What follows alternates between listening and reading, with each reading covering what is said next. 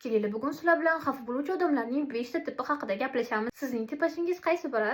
Birinchi tipajdagi xafa bo'luvchilar hamma arazginalarni ichiga yutib, jimgina xafa bo'luvchilar tipaji hisoblanadi. Ular xafa bo'lganliklarini toki o'zingiz anglab ketmaguningizcha hech qachon sizlarga aytib berishmaydi. Bu tipajdagi odamlar eng ko'p ishlatadigan frazalari: "Menda hammasi yaxshi, hammasi zo'r, всё хорошо, всё нормально".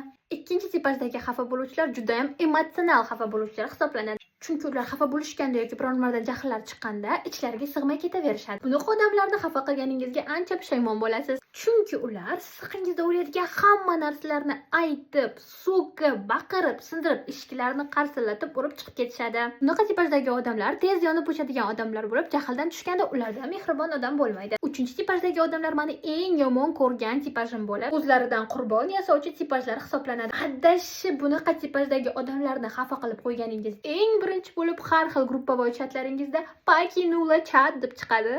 Undan tashqari ijtimoiy tarmoqlarda birga tushgan rasmlaringizni bitta o'daylik qila boshlaydi. Eng asabimga tegadigani, именно sizga tegishtirib, uni xafa qilishgan, yuragini ezishgan, g'amgin videolarni topib olib, Instagram va Telegramda istoriyalar qo'ya boshlaydi. Yetmaganiga Telegramga avatariga ham qo'yib qo'yadi. 4-tipajdagi xafa bo'luvchilar yurakni ezuvchi xafa bo'luvchilar hisoblanadi. Bunaqa tipajdagi odamlar har safar emotsional sostoyaniyalarini, g'ururlarini va vaqtlarini ham bir chetga surib qo'yadi. Orangizdagi tushunmovchiliklarni detallarigacha tushuntirib berishingizni talab qilishadi. Lekin bunaqa odamlar o'z ayblarini doim tan olishni bilishadi va kelishmovchiliklarni doim yarashish bilan hal qilishadi. Beshinchisi passivniy agressivniy tipaj hisoblanib, bunaqa tipajdagi odamlar hech qachon to'g'ridan-to'g'ri yuzingizga nimadan xafa bo'lganliklarini aytishmaydi. Lekin sizga nisbatan muz qirolichasidek muzlab qolishganini butun dunyo his qiladi. Siz bilan tortishgan vaqtingizda unga nisbatan aytgan hamma gap so'zlaringizni ular